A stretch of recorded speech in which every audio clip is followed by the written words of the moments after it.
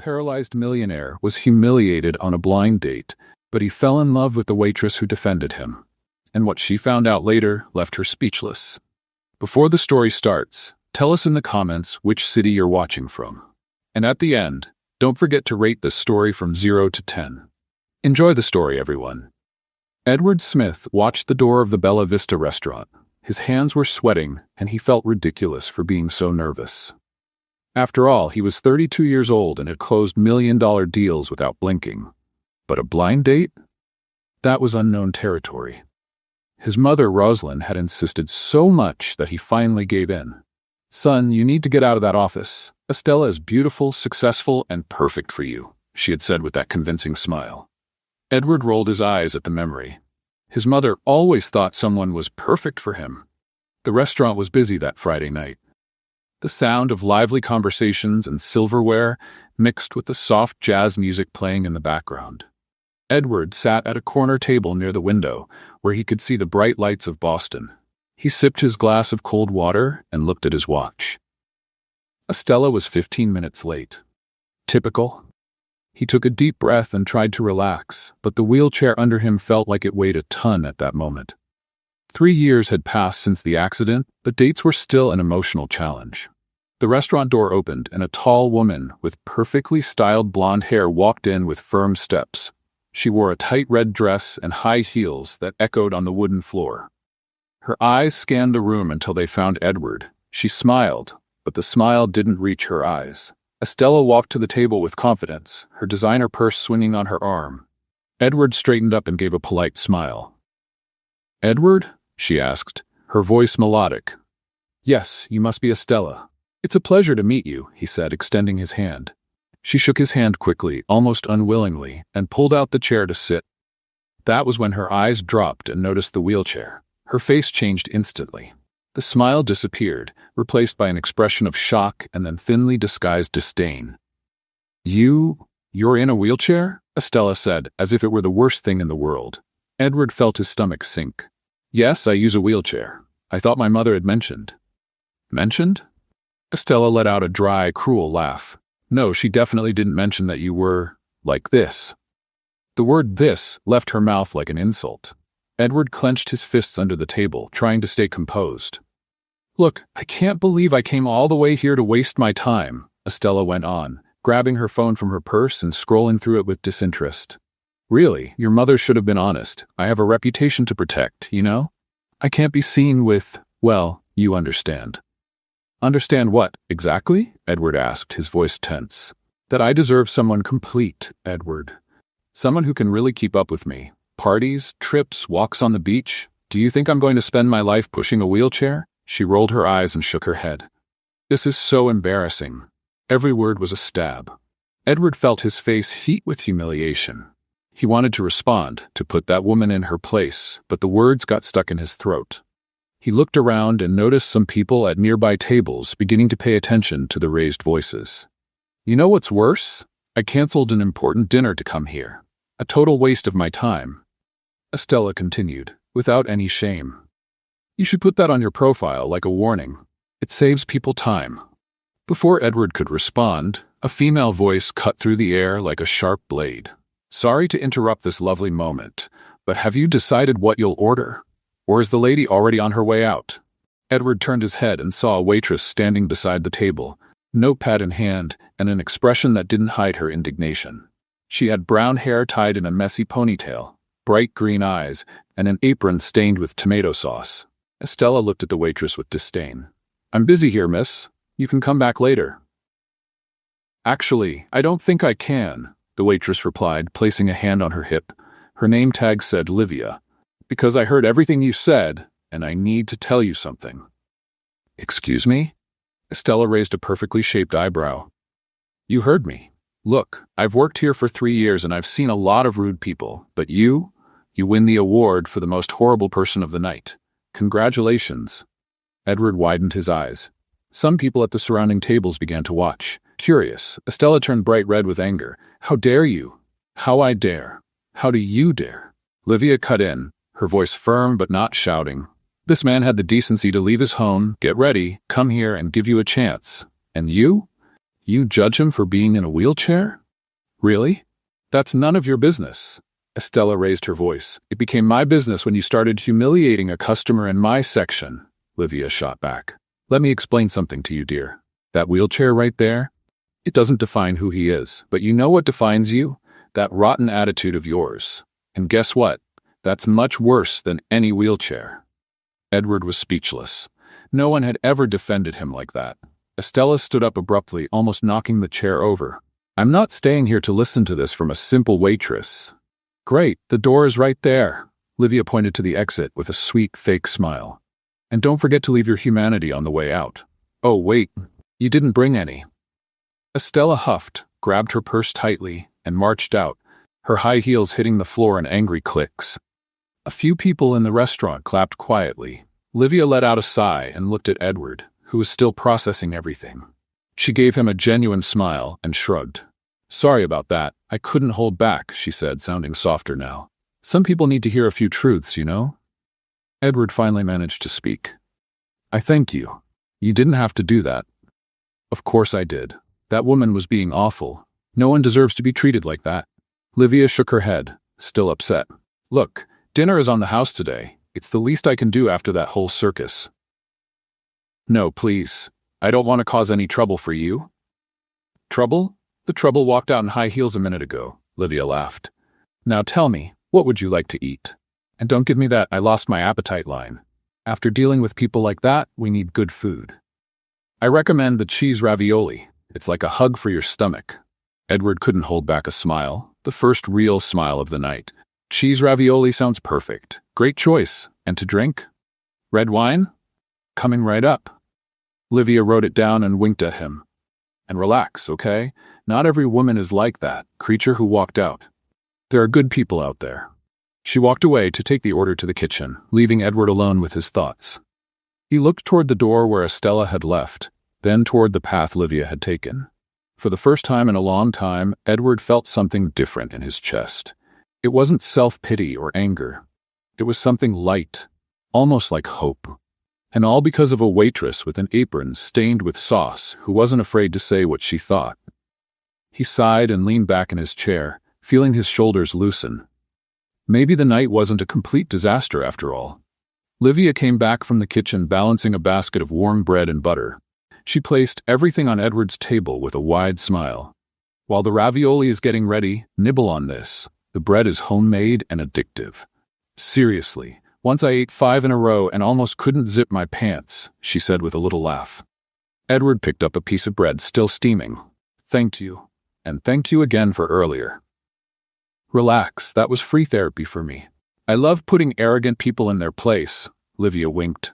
Besides, you look like a lost puppy in the rain. I had to do something. He almost choked on the bread. A lost puppy? Yes, that deep, sad look, you know? But now you're better. Look, you even smiled. She pointed at him enthusiastically. Edward shook his head, still smiling. There was something refreshing about her honesty. She had no filter, but she also had no cruelty. Do you always say exactly what you think? Always. My grandmother used to say I was born without a mute button. She tried to teach me to be more delicate, but I think the instruction manual came in Chinese. Livia laughed loudly. But hey, at least I'm honest, right? That's true, Edward agreed, feeling more relaxed by the minute. Well, I'll let you enjoy the bread. If you need anything, just wave. And if another Estella shows up, I have more ammunition ready. She made a funny face before walking away. Edward ate his dinner in peace, watching Livia work. She served the tables with contagious energy, making jokes with customers and getting laughs wherever she went. There was a lightness in her that completely contrasted with the weight he had carried for 3 years. When he finished eating, Livia brought the check. Edward reached for his wallet, but she placed her hand over his. I said it was on the house, remember? Are you going to get in trouble for this? Let me worry about that. You just need to come back another day and order a very expensive dessert to make up for it. She gave that mischievous smile again.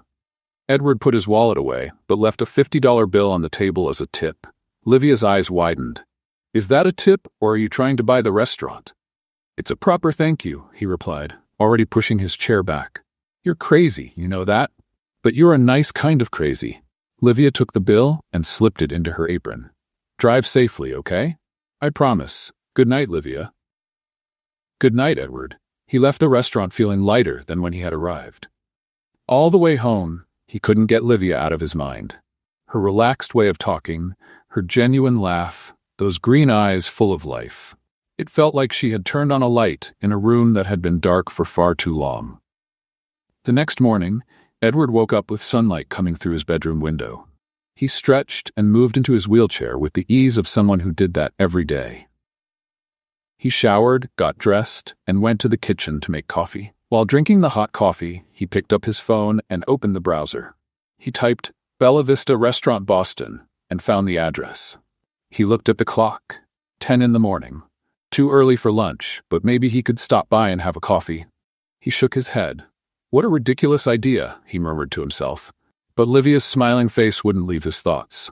At 2 in the afternoon, Edward parked his adapted car in front of Bella Vista. He had spent the entire morning trying to convince himself he shouldn't go, but there he was anyway. He walked into the restaurant and looked for Livia. She was writing down orders at a table in the back, her hair in the same messy ponytail as the day before. When she turned and saw him, her face lit up. "Look who came back, the abandoned puppy," she shouted across the room, making some customers look over. Edward felt his face warm. "You're not going to stop calling me that, are you?" "Never." Livia finished writing the order and walked over to him. "But really, you came back. I thought it would take you at least a week." "I was passing by and thought I'd stop for a coffee," he lied without hesitation. Right? Passing by completely at random with no specific reason at all," she said with a playful smile that showed she didn't believe him one bit. "Come on, sit at the same table as yesterday. I'll bring you the best coffee you've ever had." Edward went to the table and waited. Livia came back minutes later with a steaming cup and a generous slice of apple pie. "I didn't order pie," he said. "I know, but you look like someone who needs sugar. And before you complain, this one is on the house too. Consider it an official apology from the establishment for the disaster your date was yesterday." "You might get fired if you keep giving away free food," Edward warned. "Oh, my manager loves me. I'm the waitress who sells the most here. I have my privileges." She sat down in the chair across from him without asking. "So, tell me, how did you sleep after that traumatic experience?" "Better than I expected, honestly." "Good, because I kept thinking you would go home and feel depressed. Then I would feel bad for not throwing cold water on that awful woman." Edward laughed out loud. "You are something else, you know that?" "I hear that a lot. I never know if it's a compliment or a complaint, but I'll take it as a compliment." Livia rested her chin on her hand. "So, are you going to try another blind date? Or is your mother finally going to leave you alone?" "My mother will never leave me alone. She is always setting up dates for me. Mothers are like that. Mine keeps telling me I need to find a husband before I get too old. I'm 26. I'm not exactly close to old age." 26? You look younger." "Thank you. I think it's because I laugh a lot. They say laughing keeps you young. If that's true, I'll die looking like a teenager." She let out that contagious laugh again. They talked for another 20 minutes. Livia told funny stories about difficult customers she had served, and Edward found himself laughing more than he had in years. There was something magnetic about her, an energy that pulled him out of the shell he had been hiding in. When Livia needed to get back to work, Edward gathered his courage. "Livia, can I ask you a question?" "Of course. I take many shots and miss most of them, but I answer everything." Would you like to have ice cream with me after your shift?" She blinked, surprised. "Ice cream? Like a date? It doesn't have to be a date if you don't want it to be. It can just be two friends having ice cream," he said quickly, feeling foolish. Livia tilted her head, thinking for a moment. Then she smiled. "You know what? I'd love to. My shift ends at 7. There's an amazing ice cream shop 3 blocks from here. Sweet Dreams. I know the place. Should I meet you there at 7:30? Deal. But promise me one thing." "What?" "Don't get nervous, okay? I don't bite." "Well, I don't bite hard." She winked and walked away laughing. Edward stayed there for a few more minutes, finishing his coffee and pie. He couldn't stop smiling. It had been so long since the last time he felt like this. Nervous in a good way, hopeful. When he left the restaurant, the sun was shining brighter in the sky. Boston looked like a different city, more colorful, more alive. And all because of a funny waitress who wasn't afraid to be herself. At 7:20 in the evening, Edward was already parked in front of Sweet Dreams. He checked the time on his phone for the 5th time in 2 minutes. He was as nervous as a teenager on a first date. At 7:35, Livia came running down the sidewalk, still wearing her restaurant uniform. She was out of breath when she reached him. "Sorry I'm late. A customer decided to order dessert 5 minutes before I could leave, and I couldn't say no because his tip is always good and I need the money and—" "Breathe," Edward interrupted, laughing. She stopped and took a deep breath. "Okay." I breathed. "Now let's get ice cream before I die wanting it." They walked into the ice cream shop and were greeted by the sweet smell of fresh cones and the cold air conditioning. The place was small and cozy, with colorful tables and a display full of tempting flavors. Livia ran to the counter like a child in a toy store. "Look, they have the cookie and caramel flavor. That's my absolute favorite in the whole world." "You seem excited," Edward said, walking up to the counter. "Excited? I'm thrilled. Ice cream is my religion. If there were an ice cream church, I'd be the head nun." She pressed her face against the display glass. "Or maybe the Mother Superior? I don't know how nun hierarchy works." The server, a young man with spiky hair, smiled at her. "Do you know what you'd like? 2 scoops of cookie and caramel, please, and put that chocolate topping on top, and sprinkles, and marshmallow. Actually, put everything you have." Edward laughed. "You're going to eat all that?" "I am. And if I can't finish, I'll take it home and eat it in the middle of the night while watching some bad show on TV. It's my therapy," Livia said, turning to him. "And you? What are you getting?" "Plain chocolate," he replied. "Plain chocolate? Seriously? With all these wonderful flavors and you pick the most basic one?" "I like chocolate," Edward said with a shrug. "You're boring, you know that? But fine, I accept you the way you are." She tapped him on the shoulder like she was comforting a child. They got their ice creams and sat at a little table by the window. Livia attacked her dessert with enthusiasm, getting chocolate on her nose without noticing. "You have a little chocolate here," Edward said, pointing to his own nose. "Where?" She wiped the wrong side. "No, on the other side."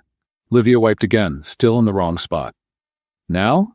"Let me do it," Edward said, picking up a napkin and gently wiping her nose. "Thanks. I'm a little clumsy with food. Once I went to a fancy dinner and had tomato sauce on my forehead the whole night. No one told me. When I got home and looked in the mirror, I almost fainted." Edward shook his head, laughing. "How did you even get sauce on your forehead?" "No idea, but I did. I have a special talent for making a mess," she said, licking her spoon with delight. "So, tell me more about you. What do you do besides going on awful blind dates?" He hesitated for a moment. "I work in business. I have a consulting company." "Wow, fancy. I bet you wear a suit every day and have important meetings with important people." "More or less," Edward admitted. "It must be interesting. Very different from writing down burger orders all day," Livia said, taking another spoonful. "But I'm not complaining. I like what I do. People are funny, you know?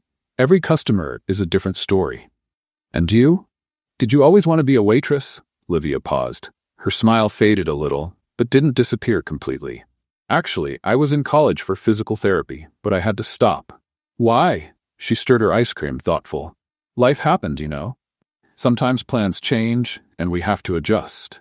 Edward sensed there was more to the story, but he didn't want to pressure her. "Physical therapy is an interesting field." "Yes, I've always liked to help people, and I think it's fascinating how the human body works, how we can recover from injuries and go back to doing things that once seemed impossible." She smiled again. "But hey, who knows? Maybe one day I'll go back to school, right?" "Definitely," Edward agreed. "And you?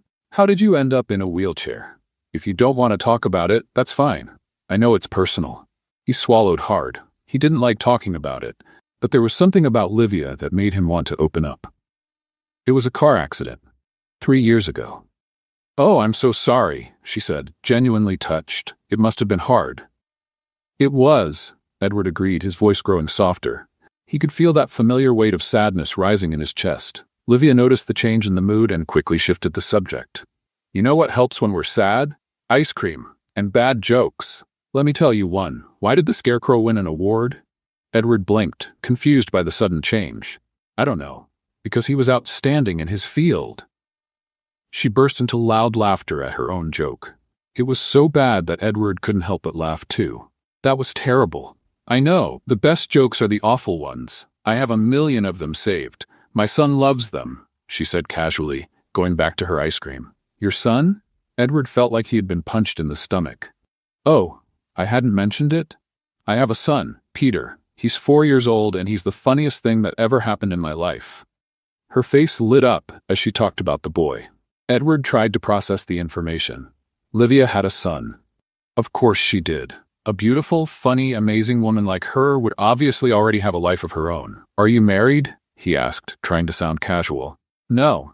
Peter's father isn't in our lives. He left when he found out I was pregnant, but it's okay. We don't need him. Peter and I are a team, she said with conviction. He's with my neighbor right now. Mrs. Ad Thompson watches him while I work. She's adorable and makes amazing cookies. It must be hard raising a child on your own, Edward commented. It is, and it isn't. I mean, it's hard financially. I have to pay for college, rent, food, Mrs. Thompson, everything. That's why I took a break from school. But emotionally, Peter makes everything worth it. That boy comes up with things that make me laugh until I cry. He sounds special. He really is. Last week he asked me if cows also drink milk. I spent 10 minutes trying to explain that cows produce milk, but he kept insisting they needed to drink milk to get strong. Livia laughed at the memory. Kids have their own logic. They kept talking for another hour. Livia told hilarious stories about Peter, about crazy customers at the restaurant, about her messy childhood. Edward found himself laughing more than he had in years, feeling light and happy. When they left the ice cream shop, it was almost 9 at night. The street was lit by the lampposts, and there was a gentle breeze in the air. Thank you for the ice cream, Livia said, adjusting her bag on her shoulder. It was much more fun than I expected. More fun? You were expecting it to be boring? No. I mean, yes. I don't know, she laughed, embarrassed. It's just been a while since I've gone out like this, just to talk and have ice cream. It felt good. For me too, Edward said sincerely. They stood there for a moment, just looking at each other. Then Livia broke the silence. Well, I need to go get Peter. Mrs. Thompson gets upset if I'm too late. Of course, can I give you a ride? No need. I live close by. I'll just walk. Are you sure? Absolutely, but thank you for the offer. She started walking backwards. And hey, if you want ice cream another day, you know where to find me. I'll remember that. Bye, Edward. Bye, Livia. She turned and walked down the sidewalk, waving one last time before turning the corner. Edward stayed there for a few more minutes, just smiling like a fool. For the first time in 3 years, he felt truly alive, and all because of a clumsy waitress who loved ice cream with every topping possible and had a 4-year-old son who asked philosophical questions about cows. Edward got back in his car and drove home with a lighter heart. He didn't know exactly what was happening, but he knew he wanted to see Livia again, and again, and again after that. The next morning, Livia arrived at the Bella Vista restaurant 15 minutes late. She rushed to the locker room, changed her clothes in record time, and tied on her apron while practically flying toward the dining area. Good morning, Livia. What time do you call this? Tony, the manager, shouted from behind the counter. Good morning, Tony. Sorry. Peter decided today was the day to be an artist and painted the living room wall with toothpaste. I had to clean it before leaving, she explained, grabbing the order pad. Toothpaste? Yes, he said he was making a mural. When I asked why he didn't use paper, he said paper was too small for his artistic vision. 4 years old and already has artistic vision. Livia laughed, shaking her head. Tony sighed, but he couldn't hide a smile. Just don't be late again. I'll try, I promise. Livia started serving the tables with her usual energy. She was writing down a pancake order when she saw Edward walking through the door. Her heart jumped a little, which she pretended not to feel. He looked around for her and smiled when he found her. Livia finished writing the order and went to him. 2 days in a row? You're becoming a VIP customer, she said, trying to sound casual. The coffee here is very good, Edward replied, but the way he looked at her made it clear it wasn't just about the coffee. Right. It's definitely about the coffee and not any other specific reason. Livia guided him to an empty table. The usual? Please. She returned minutes later with steaming coffee and toast. Here you go. Hot coffee and crispy toast. Anything else? Actually, yes, Edward took a deep breath. I was thinking, would you like to have lunch with me today, when your shift ends? Livia bit her lip, thinking. I would love to, but I need to pick up Peter at Mrs. Thompson's house. She has physical therapy at 3. We can have lunch earlier then. What time do you get off? 12:30. Perfect. I know a great place nearby. I promise I'll get you home in time to pick up Peter. Livia hesitated for just a second before smiling. Okay, but if I'm late, you'll have to explain to Mrs. Thompson why she missed physical therapy. Deal, Edward smiled back. The rest of the morning flew by. Livia was so distracted she almost wrote down an ice cream order instead of an omelet and served orange juice to a customer who had asked for coffee. When 12:30 finally arrived, she changed quickly and found Edward waiting outside the restaurant. Ready? He asked. Ready. Where are we going? It's a surprise. They walked to a small French bistro 2 blocks from Bella Vista. The place was charming, with wooden tables and flowers in every corner. Wow, this is fancy, Livia exclaimed as she walked in. I hope they accept people who work with ketchup-stained aprons. You're not wearing an apron, Edward pointed out. Oh, right. Sometimes I forget I'm not working, she laughed. They sat, and a well-dressed waiter brought the menus. Livia opened hers and widened her eyes at the prices. Edward, this is really expensive. A salad costs $20. Don't worry about it. Choose whatever you want. But, Livia, I invited you. Let me take care of the bill, okay? She sighed but ended up agreeing. She ordered a chicken sandwich with fries, and Edward ordered grilled salmon. So, Livia began, sipping cold water, do you usually bring all the waitresses who defend you to expensive lunches? Only the special ones, he replied without thinking, then turned red once he realized what he had said. Livia smiled but looked away, embarrassed too. Thank you for yesterday. The ice cream was delicious. I'm the one who should thank you for the company. Really? Even after finding out I have a 4-year-old son who paints walls with toothpaste? Especially after that, Edward said sincerely. Peter seems amazing. He is. Yesterday when I got home he was using the pots as drums. Mrs. Thompson said he did that for an hour. My neighbor is a saint for putting up with it. Do you pay her to watch him? Yes. Not much, because she's already retired and likes having company, but every little bit I manage to save goes to that and basic bills. That's why I left college. I couldn't pay for both.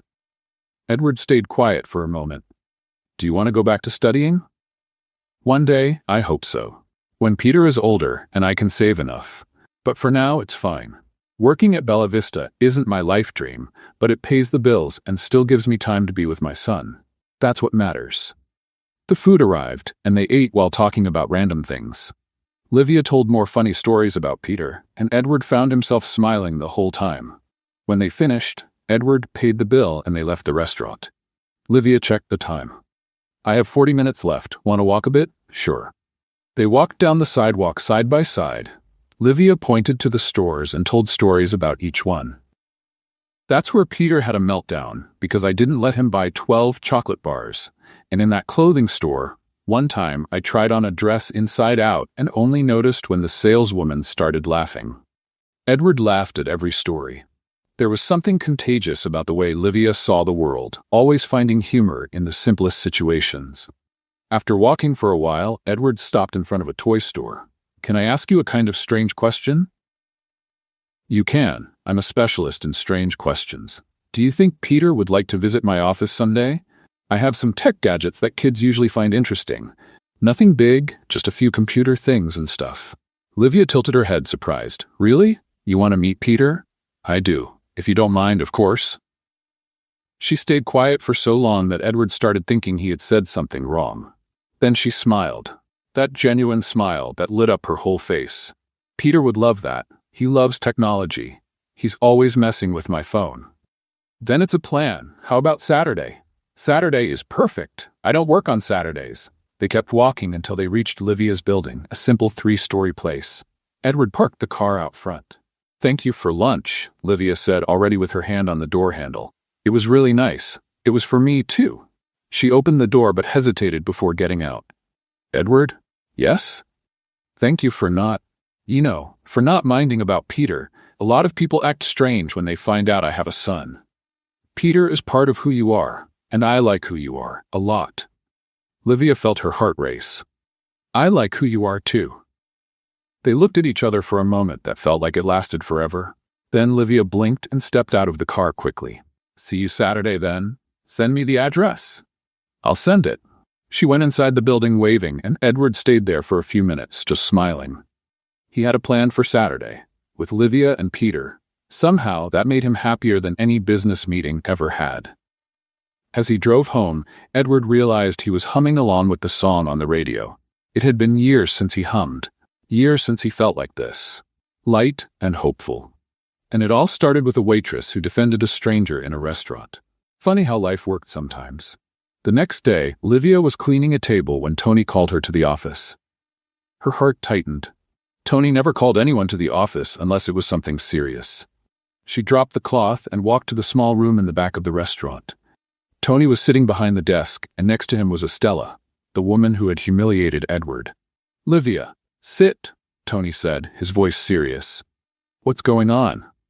Livia asked, looking from Tony to Estella. "Miss Rodriguez here came to file a complaint about you," Tony explained. Estella crossed her arms, a poisonous smile on her lips. "I was extremely mistreated by this waitress last Friday. She was rude, disrespectful, and humiliated me in front of other customers." "I mistreated you?" Livia almost shouted. "You were the one humiliating a customer." "That's a lie. I was just having a private conversation, and she barged in a very rude way," Estella said, pretending to be offended. "Tony, you can't believe her. She was being awful to Edward just because he's in a wheelchair." "I never said anything about a wheelchair. She made that up to defend herself," Estella snapped. Tony rubbed his face with both hands. "Livia, Miss Rodriguez is the daughter of one of our investors. She's demanding that I take action." "What kind of action?" Livia felt her stomach drop. "I'm letting you go, Livia. I'm sorry, but I don't have a choice." The world stopped. Livia felt like she had been punched. "Tony, you can't do this. I need this job. I have a son to raise." "I know, and I'm really sorry, but my hands are tied," Tony said, avoiding her eyes. "This isn't fair. I was only defending a customer who was being mistreated." Estella stood up, satisfied. "Well, it seems justice was served. I hope this is a lesson." Livia looked at her with tears in her eyes.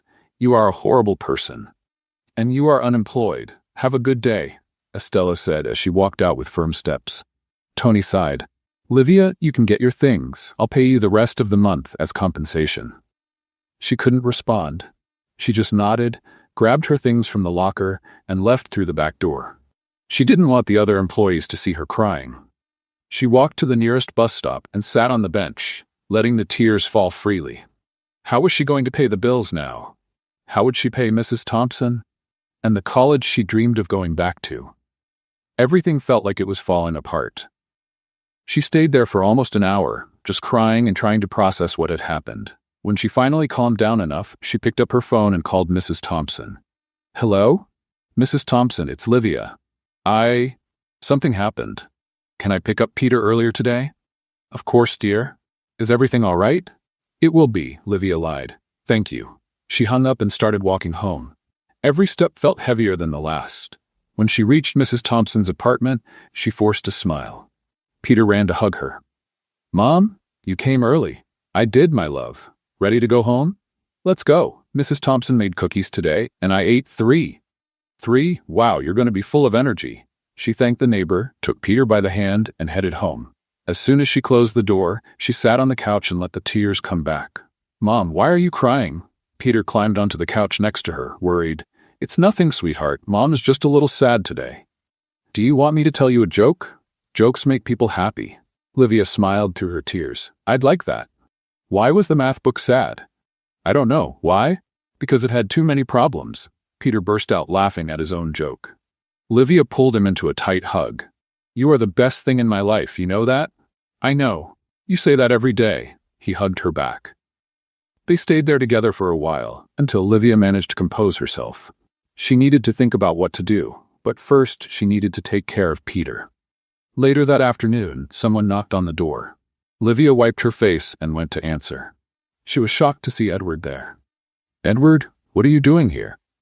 "I went to the restaurant to look for you, and Tony told me what happened," he said, his voice full of concern. "Livia, I'm so sorry. This is my fault." "It's not your fault. It's that witch Estella's fault." "May I come in?" Livia hesitated, glancing back. The apartment was small and modest, nothing like what Edward was probably used to, but he was already there. "Of course, sorry. Come in." Edward stepped inside and looked around. The apartment was simple but cozy, with Peter's drawings on the walls and toys scattered on the floor. "Mom, who is it?" Peter came from the kitchen holding a cup of juice. "Peter, this is Edward. Edward, this is my son, Peter." "Hi," Peter said excitedly. "You're in a wheelchair, that's cool. Can you race with it?" Edward laughed. "I can." "Wow, I bet you win against everybody." "Peter, go play in your room for a little bit. I need to talk to Edward," Livia asked. "Okay. Bye, Edward, from the cool chair." The boy ran to his room, and Livia sat on the couch, motioning for Edward to sit too. "I came here to make you an offer," he began. "Edward, if it's borrowed money, I can't accept. It's not a loan, it's a job." Livia blinked. "A job? I need a personal assistant. Someone to organize my schedule, go with me to meetings and events, help with day-to-day things. The pay is good, much better than at the restaurant." "Edward, you don't need to do this. I'm not doing it out of pity. I'm doing it because I need someone, and you need a job. It's a fair exchange." Livia bit her lip. It was tempting, but also frightening. "I don't know anything about being a personal assistant." "You'll learn.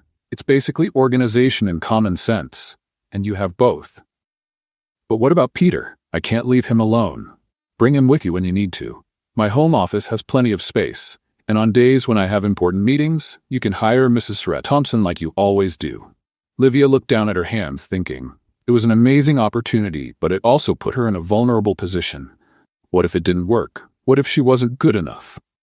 "Livia," Edward said gently, "let me help you, please." She looked in his eyes and saw sincerity. It wasn't pity, it was truly a helping hand. "All right," she finally said. "I'll take it. But if I'm not good at it, you have to tell me, okay? You're going to be great, I'm sure." "When do I start? How about Monday? That gives you the weekend to get organized." "Monday is perfect."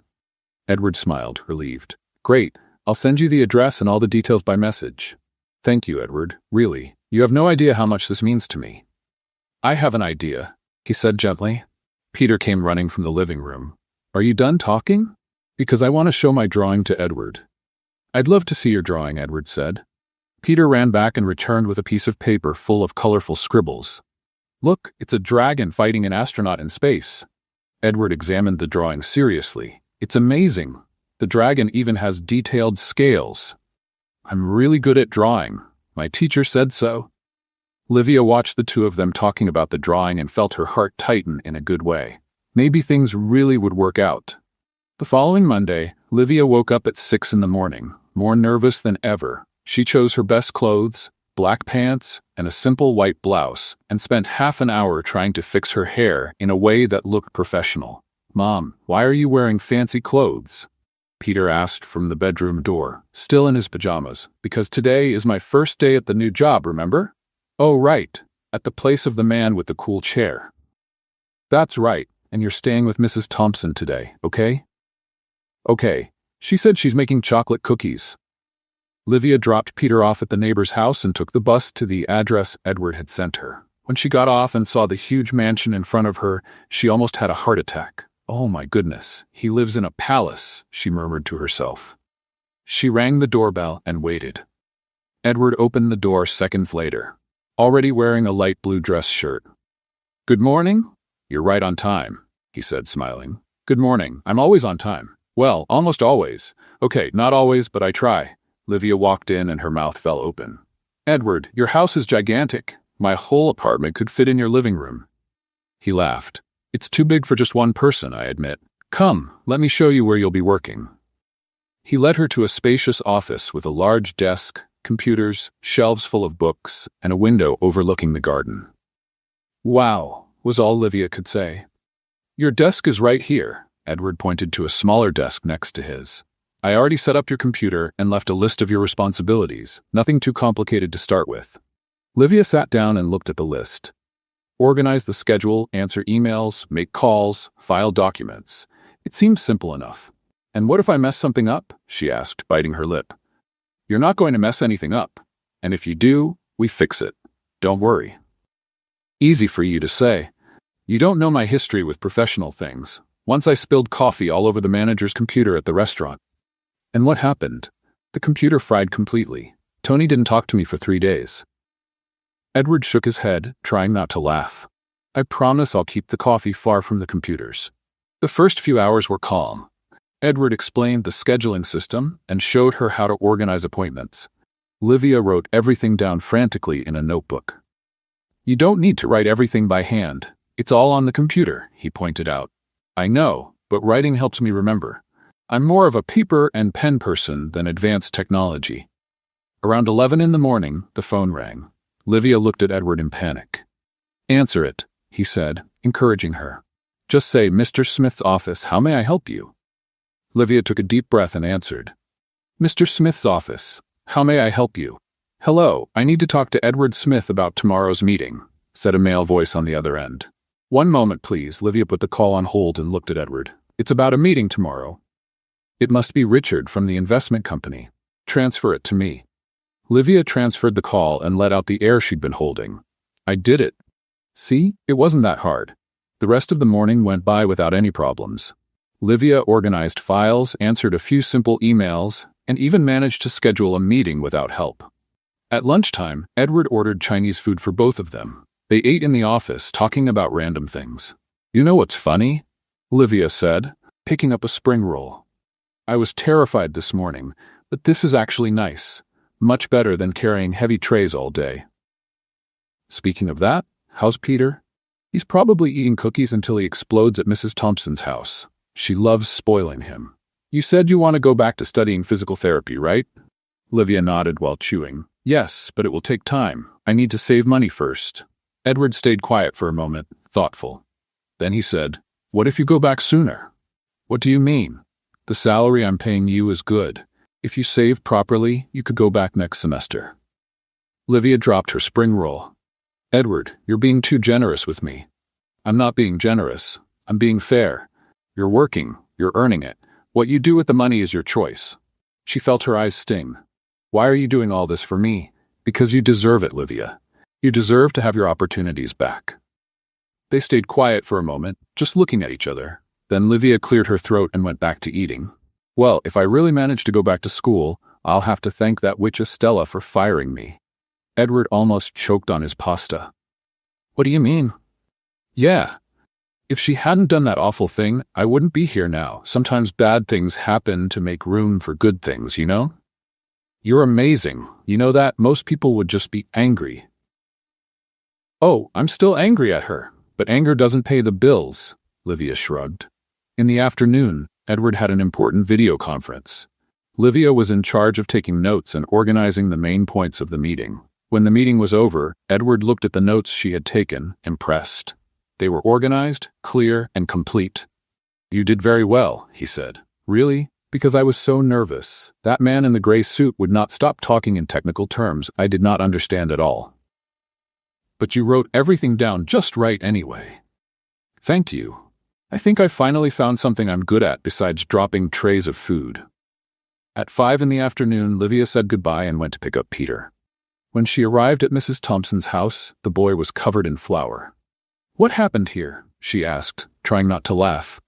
We made cookies, and I helped make the dough, and the flour exploded. Peter said excitedly. Exploded? Well, I may have thrown a little bit in the air by accident, Mrs. Thompson admitted, laughing.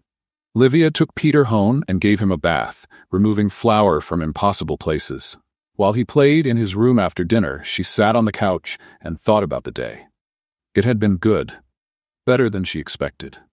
Edward was a patient and kind boss, and the work was not as hard as she had imagined. For the first time in a long time, Livia felt that things were getting better. She picked up her phone and sent a message to Edward. Thank you for the first day. It was great. He replied almost immediately. You were the great one. See you tomorrow. Livia smiled and put the phone away. Peter appeared at the bedroom door. Mom, are you happy today? I am, sweetie. Why? Because you're smiling differently. Like a really big, real smile. She opened her arms and he ran to hug her. You know why? Because things are getting better for us. Because of Edward? A little, yes. I liked him. He is nice, and his chair is super cool too. He really is very nice, Livia agreed, kissing her son's head. That night, after putting Peter to bed, Livia stayed awake thinking. She thought about college, which she might be able to go back to. She thought about the new job she was loving. And she thought about Edward, about the gentle way he treated her and Peter, about his smile that made her heart race. She shook her head, trying to push those thoughts away. She could not fall in love with her boss. That would be way too complicated. But as she closed her eyes to sleep, it was his face that appeared in her mind. And for the first time in years, Livia fell asleep with a smile on her face. 2 weeks went by, and Livia was adjusting well to the new job. She already knew Edward's routine, knew how he liked his coffee, and could tell when he was going to need a break to stretch his back. On a Thursday morning, she arrived at the office and found Edward looking at the computer with a frustrated expression. "Good morning. What happened? Did your computer insult you?" he sighed. "Worse, my physical therapist canceled all my sessions for the month. She is moving to another state." Livia put her bag on the desk. "You do physical therapy?" "I used to. I stopped about 6 months ago. I thought it was not making any difference." "Edward, physical therapy is super important, especially for someone with a spinal injury." She crossed her arms. "Why did you stop?" "Because I got tired of trying and not seeing any results," he answered, his voice tired. "How long did you do it?" "About 8 months." "Only 8 months? Edward, recovery takes time, sometimes years." "Livia, I know you studied physical therapy." "But exactly, I studied it, and I know you gave up too soon." She pulled up a chair and sat in front of him. "Look, I understand it is hard, but staying still will not help you at all." "And what do you suggest? That I keep paying a fortune to do exercises that do not work?" "I suggest you let me help you." Edward blinked. "What do you mean?" "I can do physical therapy with you. I did not finish the degree, but I learned the basics, and it is free, since you already pay me to work here." "Livia, I cannot ask you to do that." "You are not asking, I am offering." She stood up and put her hands on her hips. "And before you say no, think about it. What harm is there in trying? If it does not work, you can go back to complaining about life. But what if it works?" He looked at her for a long moment. There was determination in those green eyes, but there was also genuine care. "Why do you care so much?" he asked quietly. "Because I see you here every day complaining about back pain but doing nothing to get better. And because I know you can have a better quality of life if you do the right exercises." She shrugged. "And also because you gave me a job when I needed it the most. Let me give something back." Edward smiled despite everything. "You're stubborn, you know that?" "I hear that a lot. So do you accept or not?" "I accept. But if I complain too much, you're allowed to give up on me." "Deal, but I won't give up. I'm stubborn, remember?" She clapped her hands excitedly. "We'll start tomorrow. I need to prepare an exercise program." The next day, Livia arrived with a bag full of improvised equipment, elastic bands, small balls, and even a broom. "What are you going to do with the broom?" Edward asked, laughing. "Stretching exercises? A broom is great for helping with posture. I learned that in my second semester." She began organizing everything in an open area of the office. "Okay, let's start slowly. First, I want to see your range of motion." She spent the next hour guiding Edward through basic exercises. He complained, groaned, and made funny faces, but he followed every instruction. "This hurts." He protested when she asked him to stretch his arm in a specific way.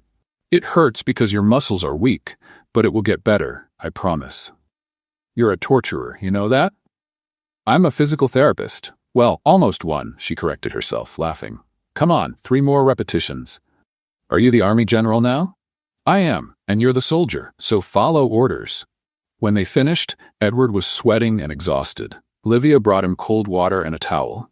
"Tomorrow we'll do it again," she said cheerfully. "Tomorrow I won't be able to move because of the pain." "Yes, you will, and later you'll thank me." "I really doubt that." But the next day, despite the complaints, Edward was ready for the next session, and the day after that, and the next one.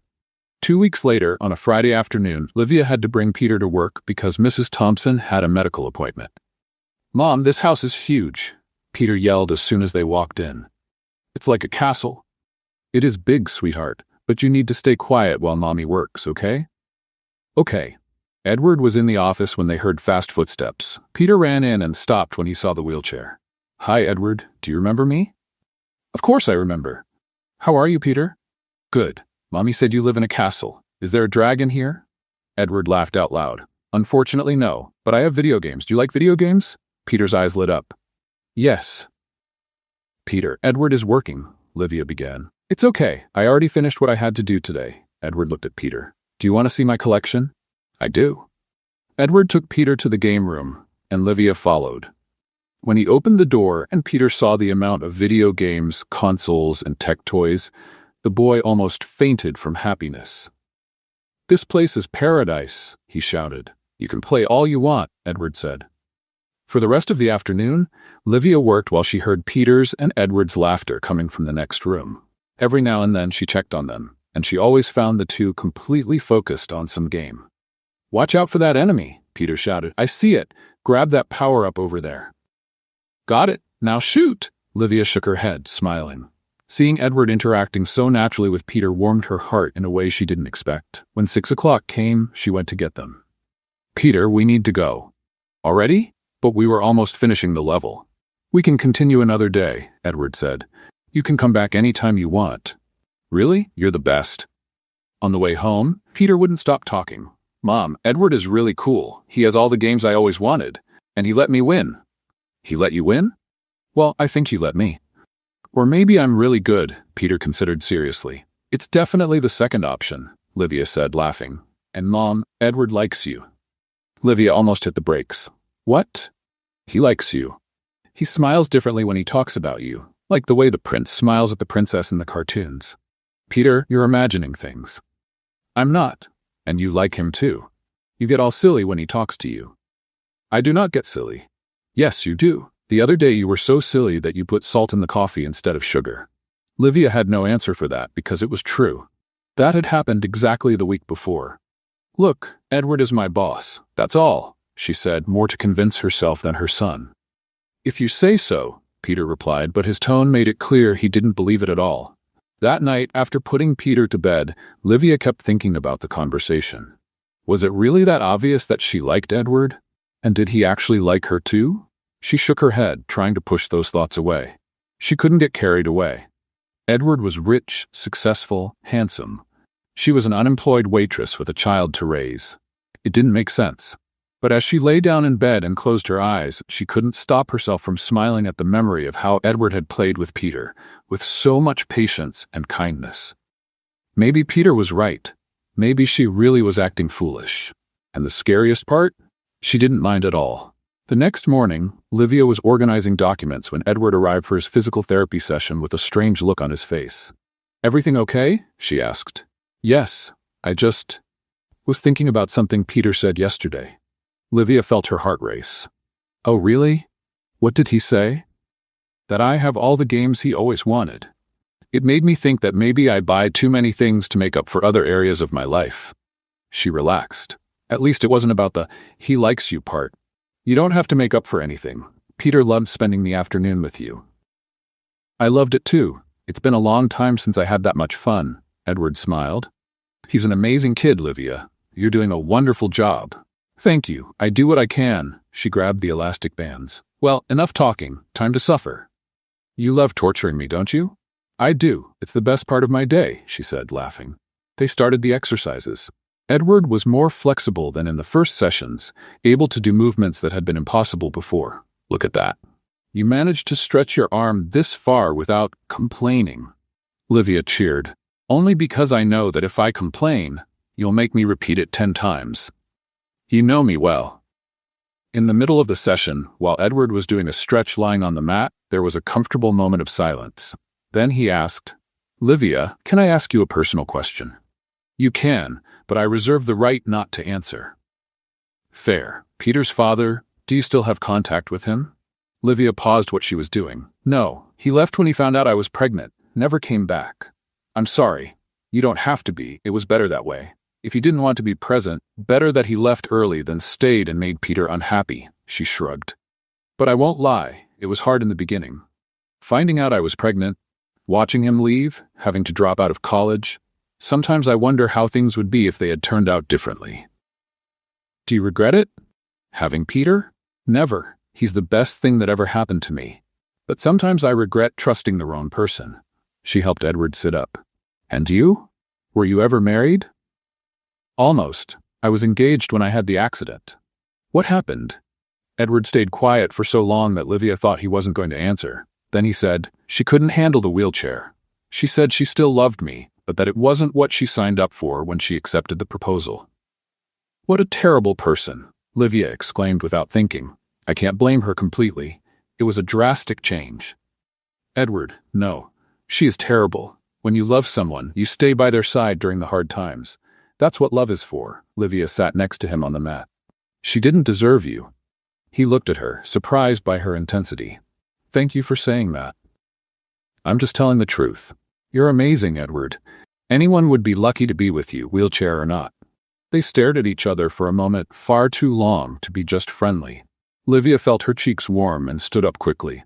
Well, let's keep going before you cool down. The rest of the session passed with both of them a little quieter than usual, but not in an uncomfortable way. That afternoon, Edward had an important meeting at the company. Livia went with him to take notes. During the car ride, she noticed he was nervous. Hey, everything is going to be fine, she said, lightly touching his arm. It's a crucial meeting. If it goes wrong, we could lose a $5 million contract. Then it's not going to go wrong. You're amazing at what you do. Those guys are going to love you. Edward smiled. How are you always so positive? Practical. And also because someone has to balance out your pessimistic side, she winked. The meeting was a success. Edward presented the project with confidence, and the investors loved it. When they walked out of the building, he was glowing. We did it, he said, smiling from ear to ear. I knew it. I told you you were amazing. I wouldn't have done it without your organized notes and your irritating optimism. Irritating? Hey, she gave him a playful slap on the shoulder. They stopped at a restaurant to celebrate. While they ate, they talked about everything and nothing at the same time. Livia told more funny stories about Peter, and Edward talked about his plans to expand the company. You know what's funny? Livia said, eating a piece of chocolate cake. A month ago, I was serving tables at Bella Vista without knowing how I was going to pay the next month's bills. And now I'm here, working at a job I love, helping someone with physical therapy, and even thinking about going back to school. It feels unreal. You deserve all of that and more. You've said that before, but really why? Why do you care so much about me? Edward set his fork on the table and looked straight into her eyes. Because you make me feel alive again. 3 years ago, I was just existing, going through the days without truly living. But ever since I met you, I laugh again. I have reasons to wake up in the morning besides work. You brought color to a world that had turned black and white. Livia felt her eyes burn. Edward, sorry if I'm being too direct, but it's the truth. She wiped away a tear that had escaped. You changed my life too, not just with the job, but with the way you treat me. The way you treat Peter. It's been a long time since I felt so valued. They stayed there, just looking at each other across the table, with so many unspoken things floating in the air between them. The moment was interrupted by Livia's phone ringing. It was Mrs. Thompson. Hello? Livia, dear, I'm sorry to bother you. Peter has a fever. It's nothing serious, but I think you should come pick him up. I'll be right there. Thank you for letting me know. She hung up and looked at Edward, worried. Peter has a fever. I need to get him. Let's go. He was already picking up his wallet to pay the bill. They went straight to Mrs. Thompson's house. Peter was on the couch, wrapped in a blanket, his little face red. Mom, he said in a weak voice. Hi, my love. You're not feeling well? My throat hurts. Livia touched his forehead. It was warm. Let's go home and take some medicine, okay? Edward helped carry Peter's things to the car. During the ride, Peter fell asleep in the back seat. When they reached Livia's building, Edward insisted on helping her carry Peter upstairs. She didn't have the strength to refuse. They put Peter in bed, and Livia gave him fever medicine.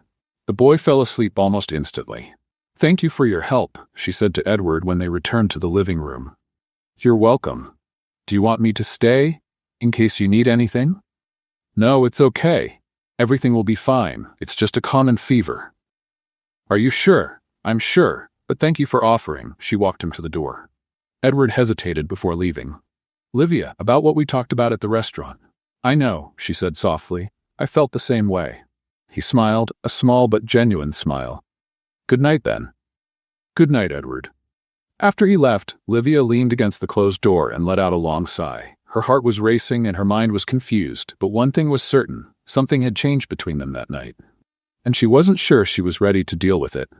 But at the same time, she couldn't imagine going back. The next day, Livia stayed home taking care of Peter. His fever had passed during the night, but he was still weak and needed rest. Mom, can I play video games? Peter asked from the bed. already looking much better. You can, but only for 1 hour. You need to rest. 1 hour isn't enough rest? Livia laughed. Rest is sleeping, not fighting monsters on the screen. But fighting monsters is tiring too. It takes a lot of concentration. You're impossible, you know that? Livia's phone rang. It was Edward. Hello? Hi, how's Peter? Much better. The fever is gone. He's already negotiating video game time, so I think he's recovering. Edward laughed on the other end. I'm glad to hear that. Listen, you don't need to come to work today. Stay home with him. But what about your meetings? I'll manage. Really, don't worry. Thank you, Edward. You're welcome. Oh, and Livia? Yes. Well, we need to talk about yesterday. Livia's heart sped up. I know. We can talk tomorrow?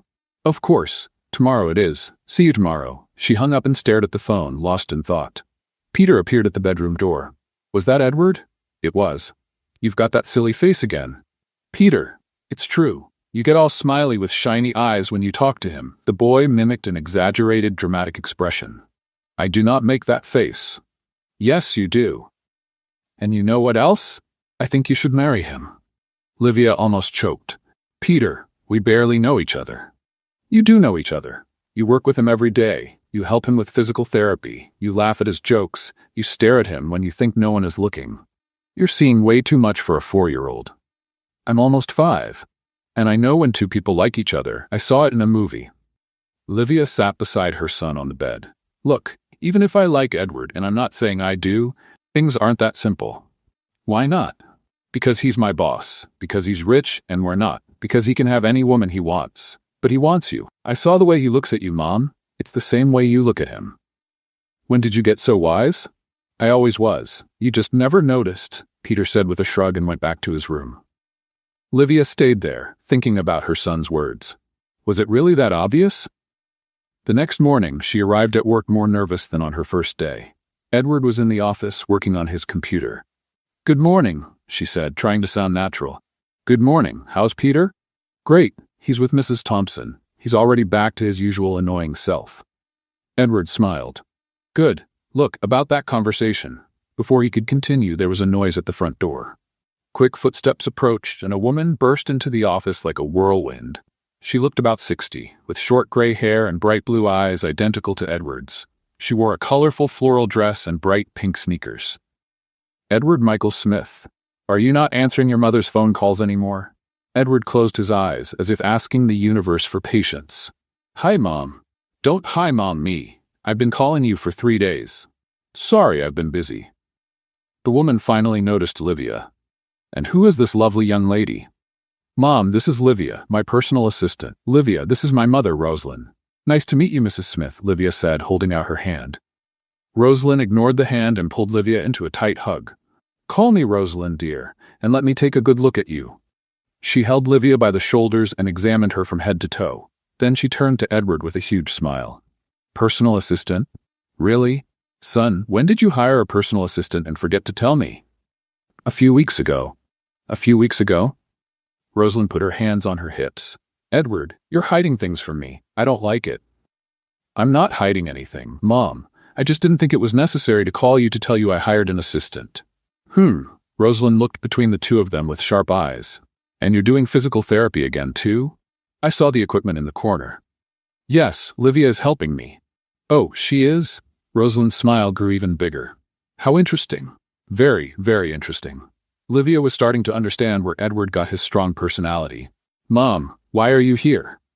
Edward asked, clearly wanting to change the subject. Because you're not answering me, and because I'm worried. You've been so grumpy these last few years, always alone in this huge house, refusing every date I arranged. Mom, please. But now, Rosalind continued, as if he hadn't said anything, now you're different. Lighter. Even your posture is better, and I bet it has something to do with a certain very pretty personal assistant. Mom.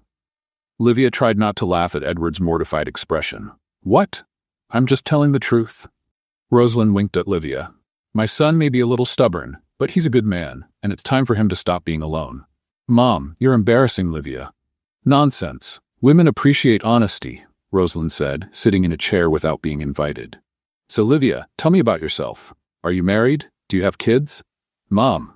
Edward, let the young lady answer. I have the right to know the people who work for my son. Livia decided she liked Rosalind. I have a son, Peter. He's 4. Oh, wonderful. I love children. Edward was so cute when he was little. He had these big cheeks everyone wanted to pinch. Mom, please stop. He also had that messy hair and would run around the house without a shirt. Now you're making things up. I am not. You hated wearing shirts. Your grandmother said you were going to turn into a wild boy. Livia was enjoying every second of it. Seeing Edward embarrassed was hilarious. Rosalind, would you like some coffee? She offered. I'd love some, dear. Thank you. Livia went to the kitchen to make coffee, and Rosalind followed her, leaving Edward alone in the office. So, Rosalind said as soon as they stepped into the kitchen. You and my son? We're just boss and employee, Livia said quickly. Dear, I wasn't born yesterday. I saw how you both looked at each other when I walked in. And I saw how his face lit up when you spoke. Livia felt her cheeks warm. It's complicated. Love always is. But you know what's even harder? Letting happiness slip away out of fear. Rosalind gently touched her arm. Edward spent 3 years locked inside that sadness after the accident. I watched my son disappear little by little. But now, for the first time in a long time, I see hope in his eyes, and I have the feeling you have a lot to do with that. I don't know if... You don't have to know anything right now. Just don't run away from what you feel. All right? Livia nodded, not sure what to say. They went back to the office with the coffee. Rosalind stayed for another hour, telling embarrassing stories about Edward as a child and asking questions about Peter. I want to meet that little grandson, she said. Mom, you can't call her son a little grandson. You just met her. Why not? I already decided I like her. And if I like her son too, so he's my little grandson. Edward rubbed his face with his hands. You're impossible.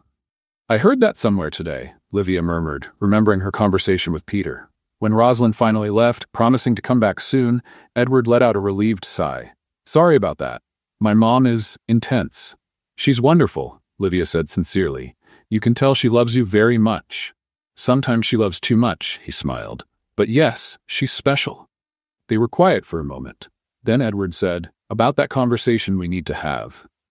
Can we leave it for later? Livia interrupted. I think we've had enough emotion for today. He agreed, but both knew they couldn't avoid it forever. In the following days, Edward and Livia kept a normal work routine, but there was a tension in the air neither of them knew how to handle. They talked, laughed, did physical therapy, but carefully avoided the subject hanging between them. One Friday afternoon, almost at the end of the day, Livia walked into the office to grab some documents and found Edward looking at a photo with teary eyes. Edward? She said softly. He quickly hid the photo in the drawer and wiped his eyes. Sorry, I was just... Hey, you don't have to apologize, she said, walking closer and sitting in the chair beside him. What happened? Nothing. I just was remembering a few things. What things? Edward stayed silent for so long that Livia thought he wouldn't answer. Then he opened the drawer again and took out the photo. It was him with a young man who looked about 20, both smiling in some park. This is my brother Daniel, he said, his voice heavy. I didn't know you had a brother. I did, Edward corrected, and Livia felt her heart tighten. He was in the car with me when I had the accident, 3 years ago. Livia covered her mouth, understanding immediately. Edward. I was driving. It was a rainy night, and I was distracted, talking on the phone about some stupid business thing I don't even remember anymore. I lost control of the car. His voice shook. The car flipped. I survived, but Daniel... The tears started falling freely now. He was 22, Livia. He had just graduated from college. He had his whole life ahead of him, and because of me, because of my distraction, Livia didn't think twice. She stood up and hugged Edward tightly, letting him cry on her shoulder. It wasn't your fault, she whispered. It was an accident. But I was driving. I was distracted. If I had paid attention. Edward, stop. Don't do that to yourself. She held his face in both hands, making him look at her. Accidents happen. You didn't want that to happen. You can't carry this guilt forever. How can I not? He was my younger brother. I was supposed to protect him. And you did your best. Nobody leaves home expecting to have an accident. Livia wiped his tears with her thumbs. Daniel wouldn't want you to blame yourself like this. He wouldn't want you to stop living because of it. You don't understand.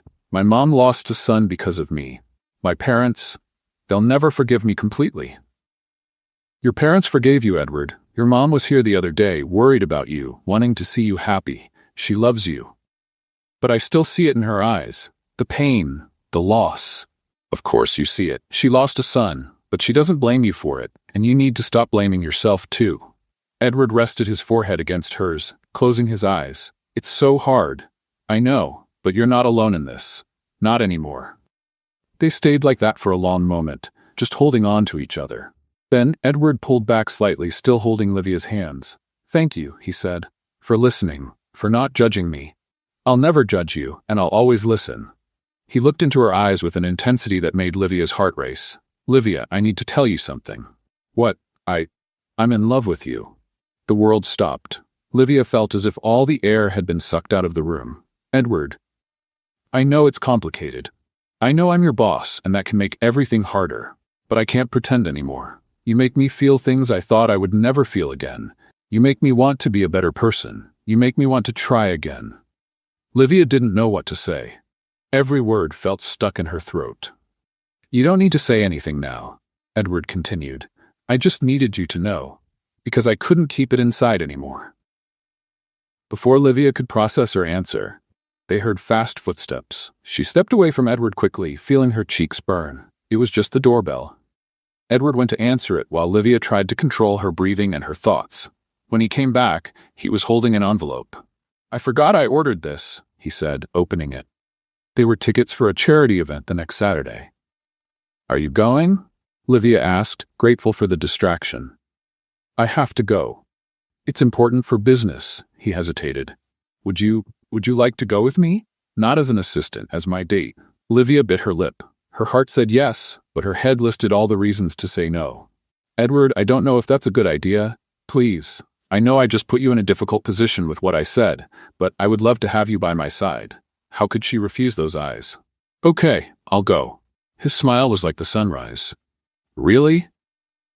Really, but only because you need someone to keep you company at those boring events.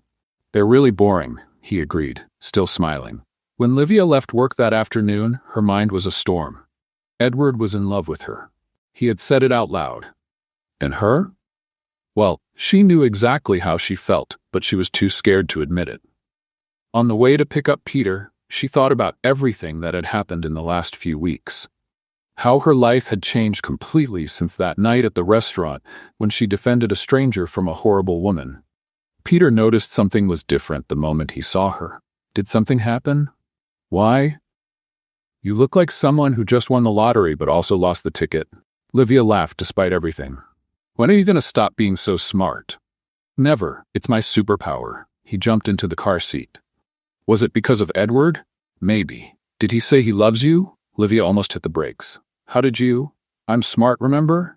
And you two are terrible at hiding things. Peter shook his head like a tiny adult. So did he say it or not? He did, she admitted. And did you say it back? No. Why not? Because it's complicated, Peter. Adults always say that. It's complicated. You know what I think? I think you all make things complicated. It's simple. He likes you, you like him. That's it. It's not that simple. Yes, it is. You're just scared. Livia looked at her son through the rearview mirror. When had he gotten so wise? Maybe you're right. I'm always right, he said confidently. So are you going to tell him you like him too?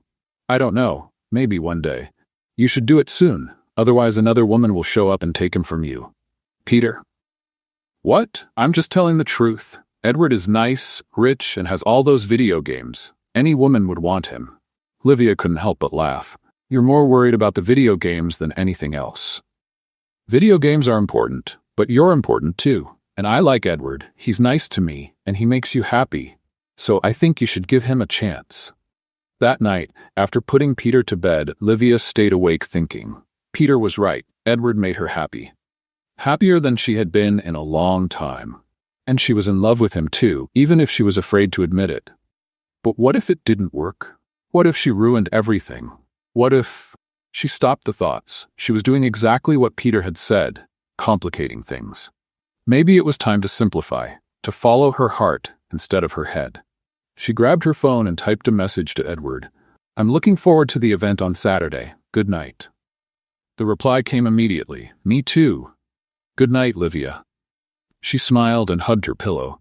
She didn't know what the future held, but for the first time in a long time, she was willing to find out. The next day, during the physical therapy session, there was a different energy in the air. Edward was more focused on the exercises, but Livia noticed the way he looked at her when he thought she wasn't watching. 5 more repetitions, she instructed, holding the elastic band. You love torturing me. He complained, but he was smiling. Torture is when you don't see results. But look, you're reaching much farther than you did a month ago. Edward stopped and looked at his own arm, surprised. That's true. Of course it is. I'm great at what I do, Livia joked. Now let's move on to the leg strengthening exercises. As they worked, Livia guided Edward through specific movements to build muscle. He was focused, following each instruction seriously. You know, he said as he took a break, you're a natural physical therapist. You really should go back to school. I'm already saving money. With the salary you pay me, I think I can go back next semester. I'm glad to hear that. There was a comfortable pause. Then Livia asked, And you? How are you feeling after yesterday? Edward knew she was talking about the conversation about Daniel. Better, actually. It's been a long time since I talked about him with anyone. My parents avoid the subject, and I always thought it was easier to keep everything inside. It's not easier. It just feels like it is. You're right, he agreed. Thank you for listening, and for not judging me. I'll never judge you, Edward. He took her hand, interlacing their fingers. About what I said yesterday. Before he could continue, there was a strange sound. Edward tried to adjust himself on the mat and suddenly managed to move his leg in a way he hadn't in months. They both froze. Did you see that? Livia whispered, almost in disbelief. I felt it. I felt my leg move. Try again, slowly. Edward focused, and the leg moved again. Just a little, but it moved. Tears began to run down his face, but this time they were tears of joy. Livia, it's working. The physical therapy is working. She covered her mouth with both hands, crying as well. I knew it. I knew you could do it.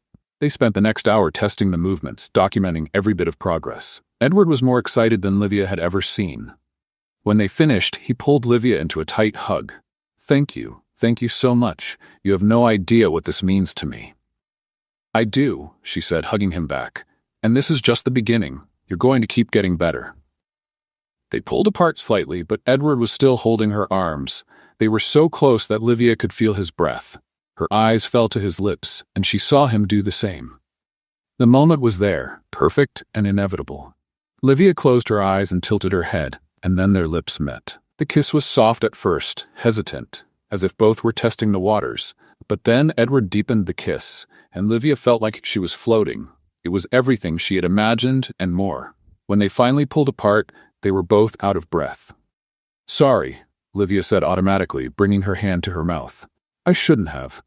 Don't apologize, Edward said, gently holding her face. Please don't apologize. But it's just, this complicates everything. Or it simplifies it, he said, echoing Peter's words. Livia, I love you, and that kiss was perfect. She wanted to say she loved him too. The words were right there, but fear held her back. Edward, I need some time to process all of this. He nodded, clearly disappointed but understanding. All right, I get it. The rest of the day passed in a strange haze. Livia felt confused, happy, scared, everything at once. She had kissed Edward, and she had liked it. A lot. When she left at the end of her shift, he walked her to the door. We're still going to the event tomorrow? He asked. We are, she confirmed. I promised, didn't I? Thank you. And Livia? Yes. No matter what you decide, I'll respect it. But I want you to know that for me, that kiss changed everything. That night, Livia couldn't sleep. She tossed and turned, replaying the kiss over and over. The softness of his lips, the way he held her face, the feeling of being exactly where she was meant to be. Peter found her in the kitchen at 2 a.m, eating ice cream straight from the tub. Can't sleep? He asked, rubbing his eyes. Sorry, sweetheart, did I wake you? No, I had a weird dream about dinosaurs wearing pajamas. He sat beside her. What happened? Livia hesitated, but then decided Peter deserved to know. I kissed Edward today. Peter's eyes went wide. Really? And was it nice? It was. Incredible. So what's the problem? I'm scared, Peter. What if it doesn't work? What if I ruin everything? This job is important for us. And more than that, Edward is important. I don't want to lose him. Mom, Peter put his little hand on hers. You always tell me to be brave, to try new things even when I'm scared. I think it's time for you to follow your own advice. Livia looked at her 4-year-old son, who talked like a 40-year-old, and smiled through her tears. "When did you get so smart?" "I always was. You just never noticed," he repeated the line he had said before. "Now come on, let's go back to bed. Tomorrow is the fancy event and you need to look beautiful." "You're right. I always am." Livia put Peter back in bed and finally managed to fall asleep, hugging her pillow with a smile on her face. Tomorrow would be an important day, and for the first time instead of fear, she felt excitement. She had kissed Edward, and she didn't regret it at all. The next day, Livia spent the entire morning panicking while trying to decide what to wear. She had only 2 dresses in her closet, and neither seemed right for a fancy charity event. "Peter, help me out here. Which one of these is less ugly?" She held up the 2 dresses. "The red one. Red is the color of love," he said with all the wisdom of his almost 5 years. "Since when do you know about the color of love?" "I saw it in a cartoon. The princess always wears red when she's going to meet the prince." Livia laughed and chose the simple red dress. It was nothing compared to what the other women would probably wear, but it was the best she had. She left Peter with Mrs. Thompson, who was thrilled to know it was for a date with Edward. "Finally, I knew you two would end up together," she said, winking. When Edward arrived to pick her up at 7 in the evening, Livia almost fainted. He looked handsome in an elegant black suit, his hair perfectly styled. "You look beautiful," he said the moment he saw her, his eyes bright. "You look, too. I mean handsome, not beautiful." "Well, you are beautiful too, but not in the feminine sense," she was babbling nervously. "Wow, I'm going to stop talking now." Edward laughed. "You're adorable when you're nervous." In the car on the way to the event, Livia kept fussing with her dress. "I'm sure I'm going to do something silly, like spill wine on someone important or trip on the carpet." "You'll do perfectly fine. And if you spill wine, we'll laugh about it together." The event hall was breathtaking. Huge chandeliers, tables decorated with expensive flowers, elegant people everywhere.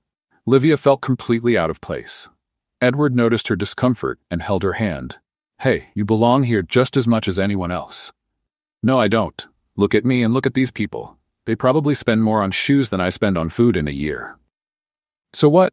You're worth more than all these people put together." During dinner, Livia tried to behave, but it was hard not to make funny comments about everything.